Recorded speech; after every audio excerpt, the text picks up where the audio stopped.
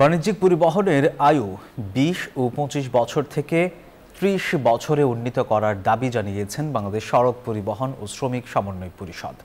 সেই সাথে সড়ক পরিবহন আইন ২০১৮ এর কয়েকটি ধারা সংশোধন সহ ৮ দফা দাবিও জানিয়েছে সংগঠনটি। সকালে জাতীয় প্রেস ক্লাবে সংবাদ সম্মেলনে এসব দাবি তুলে ধরেন বাংলাদেশ সড়ক পরিবহন মালিক সমিতির মহাসচিব সাইফুল আলম। বলেন, বাজেটে দ্বিগুণ অগ্রিম করের নিয়ম প্রত্যাহার করে আগের মতো বহাল রাখতে হবে। মহাসড়কে ৩ চাকার গাড়ি দুর্ঘটনার মূল অনুঘটক দাবি করে তিনি বলেন, এসব গাড়ির জন্য আলাদা লেন তৈরি করতে হবে। এ সময় দাবি না মানলে আগামী ১২ আগস্ট থেকে ১৫ আগস্ট ৩ দিন সকল বাণিজ্যিক পরিবহন ধর্মঘটের হুঁশিয়ারিও দেন তিনি।